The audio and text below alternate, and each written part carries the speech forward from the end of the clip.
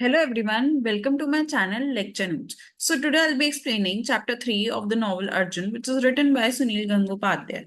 So in this chapter, the first scene is Dibya has found a snake and he's burning that snake, and which has turned out to be the source of entertainment for the entire village. So the young, small children basically, as well as the old people, are enthusiastically watching what is happening to snake and what is Dibya doing. So Dibya was one of those who hated to waste time sitting around and gossiping. He wanted to have something to do all the time. That was why he was so enthusiastic over hunting down the snake. So in the next scene, Labanya is going out of her place, and as soon as she takes few steps, a coconut leaf falls almost near her feet, and she takes that and thinks that I'll make a broom out of it. But Divya thinks that I should burn the snake inside the tree, inside that leaf. So he goes in front of Lavanya and tries to take it. First, he asks for it, then he forcefully tries to take that leaf. But if Divya wanted something, it was in his nature to make sure he get it. He ran towards Lavanya, the snake burning being a lot of fun. A group of little boys also rushed forward behind him. Lavanya let the coconut leaf go before Divya could put his hand on it. He smiled at that. What's come over you, Labbi? Why do you answer back so often these days? Lavanya smiled back to him. Why not? She said. Do I have to be afraid of you? That you can find out my girl anytime you like. And Dibya raised his lips playfully in the air, but Labanya moved aside in a flash.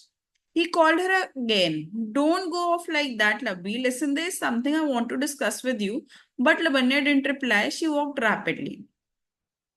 So she was moving very swiftly towards Arjun's house, and the people were they were gossiping that how Lavanya's only focus these days is Arjun. Whenever she goes out, she's going to Arjun's place, and how Arjun is involved with a girl who has a car. Now, this is the important issue that has been raised here, that how a factory owner, Keval Singh, who lives near the compound of where the Arjun and Labanya and everyone lives. There is a factory, and the factory owner, Keval Singh, wants that four or five basically families move out, and he'll give the money, he'll pay the money accordingly so that they settle somewhere else and he can expand his factory. So, in this particular scene, Sunil Gangopadhyay has explained how the industrialization was going after the independence. The boundary wall of the colony had been reduced to rubble in many places, so the plywood factory at the back had almost merged with the colony. The five families who lived near it had no privacy anymore. The people in the factory could look straight into their rooms and watch them cooking, sleeping, etc. Whenever the woman came near a door or a window, hungry eyes licked them all over. So यहाँ basic दिक्कत ये थी कि factory और जो इनका kind of colony थी, उनकी जो बीच की दीवार थी वो ऑलमोस्ट ही खत्म हो चुकी थी, और ऐसा सिचुएशन हो चुकी थी कि फैक्ट्री वर्कर्स एग्जैक्टली देख सकते थे कि घरों में क्या चल रहा है. इसकी वजह से वुमेन जो थी वो काफी अनसेफ फील करती थी, क्योंकि जब भी वो अपनी नजरें उठा के देखती थी तो उन्हें दिख रहा होता था कि फैक्ट्री में से कोई ना कोई वर्कर उन्हें ही देख रहा है. Shortly afterwards, Dhiran Sirkar came out of the same house and let loose a food of abuse. Three children had died before Dhiran Sirkar. Shikdar had the son born to him late in life. Nobody at home would lay a finger on the boy. Yet these unclothed laborers from the factory had the nerve to hit him. Dhiren kept on shouting at the top of his voice. So situation was here. One of the person in colony who had his only son, who also was born out of so much hurdles. So he was kind of apple of his eyes, and someone from the factory had hit him so hard. They have beaten my poor little Nimai so hard the child has now hiccuping with fear. Why did they had to do that? Don't you know why? Don't our kids have the right to play on our land? But no, those hulks had to come here, and then he stopped. सो यहाँ धीरेन्द्र शिकदर की major problem ये थी कि उसका बेटा बहुत मुश्किलों से पैदा हुआ था और उसको वो बहुत ज्यादा प्यार था, वो उसको एक मतलब जरा सा डांटता तक नहीं था, एंड उसको बहुत ही गुस्सा आ रहा था जब उसे पता लगा कि फैक्ट्री में से किसी ने उसे मारा है। और क्यों मारा? Over the land. कि फैक्ट्री ओनर्स कुछ ना कुछ, फैक्ट्री वर्कर्स बेसिकली कुछ ना कुछ ऐसे करते रहते थे जिससे आसपास की 5 फैमिलीज को दिक्कत हो, और जानबूझ के दिक्कतें करते थे ताकि वो खुद ही बोल दे कि हाँ तुम हमें पैसे दे दो, हम शिफ्ट हो जाते हैं। So this was one of the problem. Then he stopped saying a word when Keval Singh, the factory owner, came out. Keval Singh came out of the factory and started walking towards them. Immediately they were silenced. Basically, they were cowards.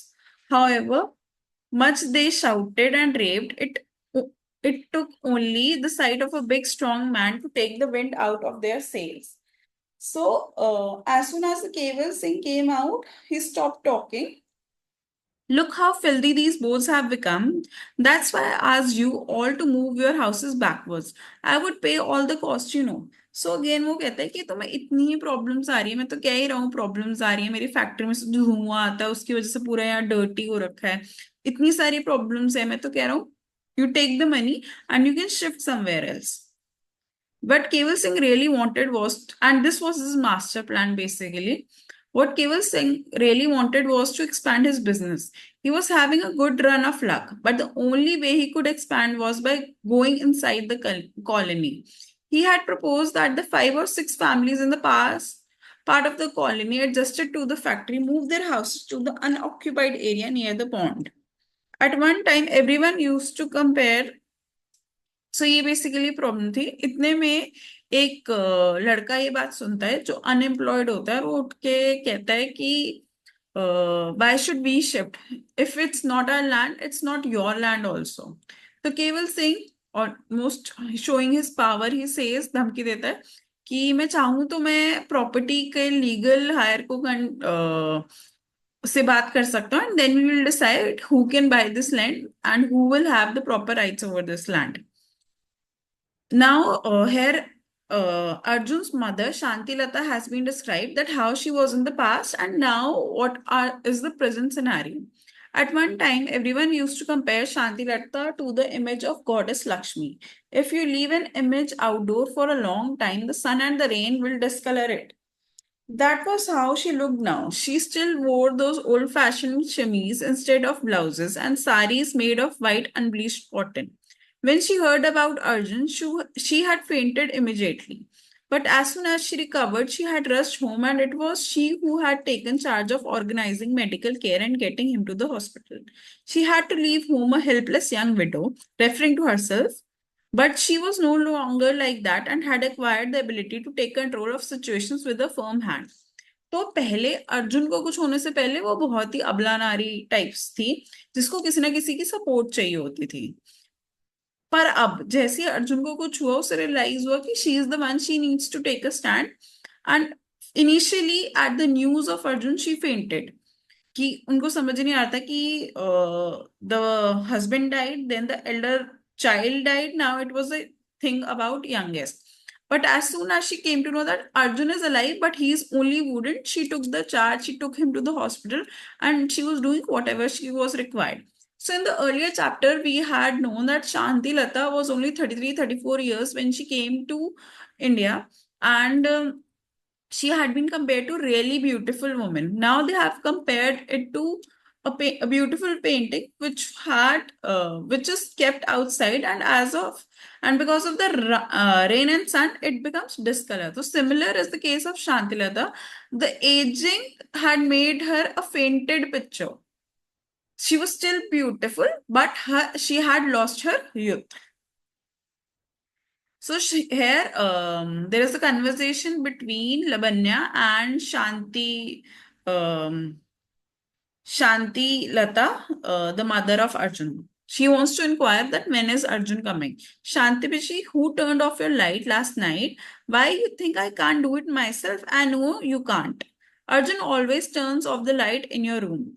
I don't switch the lights off last night. I slept with them on. So this is kind of again shown women as weak, that they are not able to sleep in the darkness. They require a man. But Lavanya is shown quite a contradictory figure who takes a stand for herself and demean other male around her. My dear child, it was better than being totally in the dark. By the way, Labbi, I hear that your marriage has been arranged. Who told you? Nothing has been fixed yet. So she refers that you are soon going to be married. I've heard that your mother is telling other people that they have found a suitable match. But Lavanya says that I'm not going to marry. I want to pursue my studies uh, like Arjun has done. Arjun had made Lamanya realize that only education could raise her above circumstances in the colony.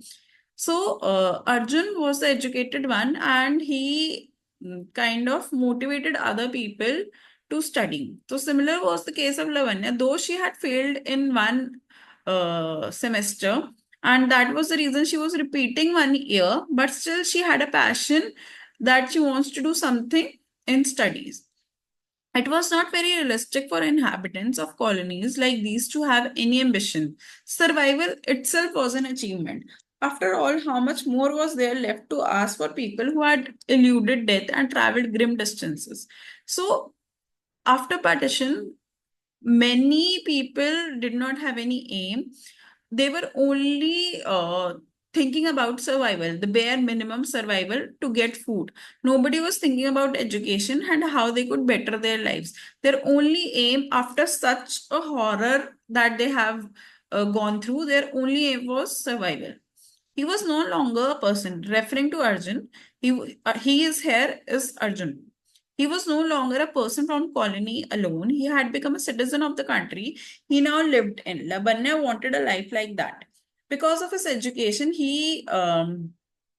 his photo was in newspaper 3 times, and people had started respecting him. So this is what Labanya wanted herself to achieve within few years. So Shantilata said that your future husband is quite well off, not much older than you either. He has an electric shop. No, said Labanya fiercely, I won't get married. Nothing will make me do it. What, marry a shopkeeper? And at that point, Haran poked his head inside.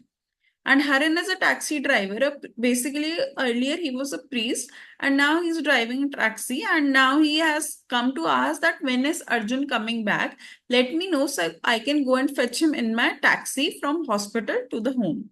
So Haran was a taxi driver. It was considered a great honor for somebody if Haran gave him a free ride in his taxi. The simple fact that he could drive a motor vehicle around whether he wanted to even bring it into the colony from time to time made many people show considerable deference to Haran. The son of a priest, Haran himself used to officiate at religious ceremonies as late as 4 years ago. But compared to the respect shown to him then, his social standing with the colony was much higher now. So Haran came inside and sat in front of Labanya with expectant narrowed eyes just in case Labanya's sari slipped aside just in case one of the buttons of her blouse was unfastened. So this is how Labanya was seen. That everybody was looking only at her body, not her face, not her mind. They were only fixated with the curves of her body. In one respect, Lavanya was so when Shantilata saw that how he was seeing Lavanya, she asked that Lavanya, I want something from your house. Can you go and bring it? And Lavanya was quite relieved to get up and leave. She was not enjoying being looked at greedily by Haran, but a few steps from there brought her face to face with Sukhain. Casting a quick, fugitive look all around, he spoke to her in a low voice. Labbi, you know, Dibya sent for you this morning. Why don't you go and see him? So, Haran was someone who was only had physical desire for Lavanya, while Sukhain is someone who has a true love for Lavanya, because he had asked for a marriage proposal also earlier, but Lavanya's father, as is Lavanya, had declined it. But still, he was hopeful that one day, if he tried to chase her, one day she will say yes. So Sukain looked around again. It's true, he said. Dibya was in our house then. He said to me, go and get Lavanya. I need her to write a letter for me. She writes well. Sukain then asked Lavanya for movie, which she refuses angrily. If you are that keen for company. Why don't you ask Purnima? She's always ready to be asked out. Come on, who wants Purnima? She would go with anybody. I only want you. I keep trying to tell you so often, but you never take any notice of me. So her line referring to Purnima that she is ready to go out with anybody shows her kind of loose character that anybody who asks her out, she is ready to go with that person.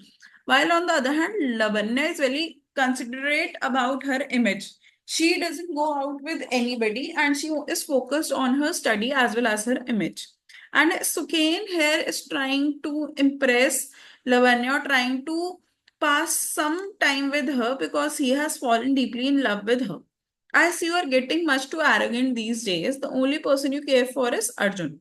Earlier, Dibya was talking about how Lavanya is more focused on Arjun.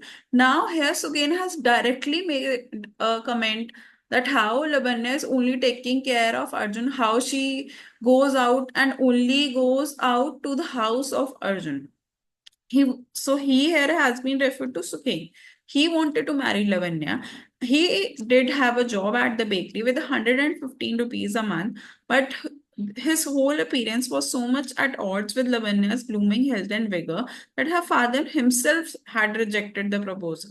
But Sukhain could not give up hope. So he was taking every chance to talk to Lavanya because he was in love. Gloom descended on Lavanya. Nobody loved her, treated with respect, just because she had good health, referring to her body, which arose the desire between old or young. God, how small minded they were. So, this is the reference to the society that how women were treated as an object to be stared at, to be used. And similarly, Lavanya was not considered nothing more than that, than a thing to be desired for. Next is referred to the Harandan Rai, who was standing under the mango tree. He was an old person, but he was also known as a pretty petty thief. He was nearly 60 with very dignified looks, but every time he visited a house, he was sure to take something away. Even a teacup or a glass was not beyond him. But he had a whole house full of sons, daughter, and grandchildren, so nobody wanted to catch him or disgrace him in public. तो सबको पता था कि वो कुछ ना कुछ छोटी ना छोटी चीज चुरा के लेके जाएगा क्योंकि उसका घर में बहुत लोग बहुत ज्यादा है। तो एक चम्मच एक स्पून मतलब कुछ भी छोटी से छोटी चीज वो ले जाता था। ही वाज अ पेटी थीफ कि उसको कुछ भी मिले he is ready to pick it up. So while Labanya was going, she met Harandan Roy. Labanya scowled again. Even this old uncle was not looking at her face. They both were having a conversation, but Harandan Rai was not looking at Labanya's face. He was too busy surveying her body with his eyes. Labanya could see through everyone now. So, as she was growing up, she realized that everybody was looking at the curves and nobody was talking to her basically. Nobody's attention was on her face or what she was speaking about. When Labanya was leaving, he asked for 4 annas and assures that he will return it by tomorrow, which she refused to have. He was pissed off that she could not loan such a petty amount. So now Hardan Rai is asking money. First he asked Lavanya, and now you'll know that now he has gone to Lavanya's father's Biswanath shop and now he's asking money there. Hardan walked into the shop, stood next to Biswanath and spoke to him in tones of the greatest friendship. So now he's taking the example of how the friendship has been strong. And first he asked for the cigarette. Let's have a cigarette. I haven't had a cigarette of you for days. This to which Biswanath replies, the cigarette shop is just down the road. Why don't you go and buy some? No, to which Hardin replies, no, I want one of yours. They have special taste. Don't you understand the taste of something that doesn't belong to you? So he's just teasing him and saying that I know the cigarette shop is nearby, but I want one of your cigarettes. So here Hardhan makes a comment that you're working so hard and you're getting a lot of money. So can you lend me some money? So he says, you really are having to work hard these days, aren't you? I see that you have lots of customer these days too, but of course that means the shop has taken off the ground. What do you say? Biswanath said shortly that he was just breaking even the business. Biswanath, I have a private matter to discuss with you. You must lend me 5 rupees today. You just have to. I won't leave until you do. Forgive me, Haranda. I have lent you money often before now. I have trouble myself making both ends meet. तो उसका विश्वनाथ का बहुत आसान reply होता है कि नहीं, मैं नहीं दे सकता क्योंकि तुमने पहले भी पैसे लिए थे and you have not returned it, and already मैं बहुत मुश्किलों से अपना घर चला रहा हूँ, so I can give you money. You see, Biswanath, there is not even a grain of rice at home. And as for fish or lentils, we haven't seen these for a week now. You must loan me 5 rupees, Ananda. How can you manage if you keep on like this? Don't let the other hear you. Do you want us to starve in front of you also? He is emotionally blackmailing Vishwanath. He is saying कि घर में कुछ भी नहीं है खाने के लिए, तुम 5 रुपए तो मुझे दे नहीं सकते हो, तुम चाहते हो कि मेरी पूरी फैमिली भूखी मर जाए तुम्हारी आंखों के आगे. So, Biswanath, being a strong headed person, he says, I refuse to give you any money. I'll send you some rice and lentils from home. So, Biswanath, he's ready to help. He's saying, but I will not give you money. I can give you food, but I will not give you money. So, to which Haranda says that it will be a disrespectful thing that I'm not able to take care of my all the villages, all the colony will know that I'm not able to take care of my family, and that's the reason you're sending me food. So it will be a huge disrespect for me. Oh, no, no. How can you say that? It's impossible. What will everybody in the colony think that I am taking a hand out of rice from you? No, you give me 5 rupees and I shall repay you. So here, Haranda is adamant कि मुझे खाना नहीं चाहिए, मुझे तुम बस 5 रुपए दे दो, मैं तुम्हें रिटर्न कर दूंगा एंड अभी के अभी तुम्हें देने पड़ेंगे. Now, Biswanath is nostalgic. He thinks his thoughts went back in time when they had lived in the village. Haradhan used to observe the Durga Puja festival with good deal of splendor. On the second day of the puja, the whole village would be invited to at his home. Haradhan himself would serve the guests. He would force food on them, saying, "Come on, have a couple more of these sweets." So he is nostalgic. He thinks कि कितना time बदल गया है. पहले वो लोगों को force करता था कि दुर्गा पूजा के टाइम पे मेरे घर आओ, और वो उन्हें जबरदस्ती खाना खिलाता था कि थोड़े बहुत खाने से तुम मोटे नहीं हो जाओगे, तुम तो यंग हो और खा सकते हो, ऐसी ऐसी चीजें. Used to force feed them.